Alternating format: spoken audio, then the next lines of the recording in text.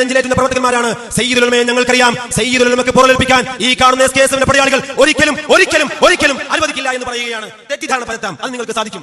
അങ്ങനെയാണ് എല്ലാ കാര്യങ്ങളും. ഇത് മാത്രമല്ല, സമസ്ത ജമിയത്തുൽ ഉലമയെ ഇടതുപാളയത്തിലേക്ക് കൊണ്ടുപോയ ആളുകളുണ്ട്.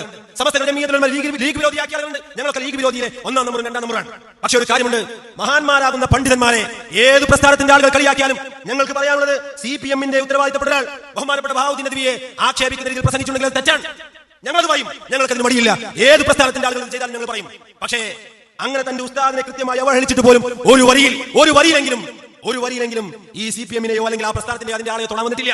അതിനു പകരം സമസ്തയുടെ മേൽ മേക്കിട്ട് കയറുകയാണെങ്കിൽ, നേരത്തെ ഇവിടുത്തെ പാതാറ് പറഞ്ഞതുപോലെ, അങ്ങനെ മേക്കിട്ട് കയറുന്നവരും ആ മേക്കിട്ട് കയറാൻ വിട്ടവരെയും ഞങ്ങൾക്കറിയാം. അത് തിരിച്ചറിഞ്ഞതുകൊണ്ടാണ് പലയിടത്തും പല ആളുകളും അവഹേളിക്കപ്പെടുന്നതും ഒറ്റപ്പെടുന്നതും ഒക്കെ എന്ന് സാന്ദർഭികമായി സൂചിപ്പിക്കുകയാണ്. എന്റെ പ്രിയപ്പെട്ടവരോട് പറയാനുള്ളത്, നമ്മൾ മഹാനാകുന്ന സയ്യിദുൽ ഉലമയുടെ കീഴിലാണുള്ളത്. സമസ്ത ജമിയത്തുൽ ഉലമയുടെ അധ്യക്ഷൻ മഹാനാകുന്ന സയ്യിദുൽ ഉലമയാണ്. സമസ്ത എന്ന് പറഞ്ഞാൽ അതിന്റെ മുശാവറയാണ്.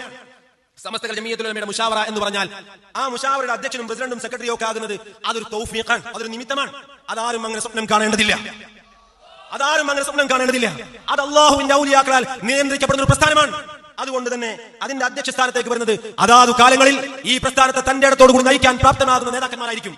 ഇന്നത്തെ കാലത്ത് നമുക്കറിയാം, എല്ലാ അർത്ഥത്തിലും സമസ്ത ജമിയത്തുൽ ഉലമ എന്ന് മാത്രമല്ല, വിശുദ്ധമാക്കപ്പെടുന്ന ഇസ്ലാമിനെ പോലും തെറ്റാകുന്ന രീതിയിൽ ചിത്രീകരിക്കപ്പെടുന്ന കാലത്ത്, ലിബറൽവാദികളും യുക്തിവാദികളും കടന്നാക്രമിക്കപ്പെടുന്ന കാലത്ത്, മതത്തെ ഇല്ലായ്മ ചെയ്യുന്ന കാലത്ത്, രാഷ്ട്രീയക്കാരും അരാഷ്ട്രീയക്കാരും എല്ലാവരും കൂടി ഈ മതത്തെ തെറ്റായ രീതിയിലേക്ക് പ്രചരിപ്പിക്കപ്പെടുന്ന കാലത്ത്, ഒരു ഇസ്ലാമിന്റെ മുഖമായി ഇന്നും മീഡിയകളിലും മറ്റു കാര്യങ്ങളിലുമൊക്കെ ഈ ഒരു ഉമ്മത്തിനെ നയിക്കാൻ പ്രാപ്തിയുള്ള നേതാവായിട്ടാണ് മഹാനാകുന്ന സയ്യിദുൽ ഉലമയെ അല്ലാഹു തആല ഈ പ്രസ്ഥാനത്തിന് അമരത്തേക്ക് കൊണ്ടുവന്നത്. അതിനാരും അസൂയപ്പെട്ടിട്ട് കാര്യമില്ല എന്നാണ് ഈ സമയത്ത്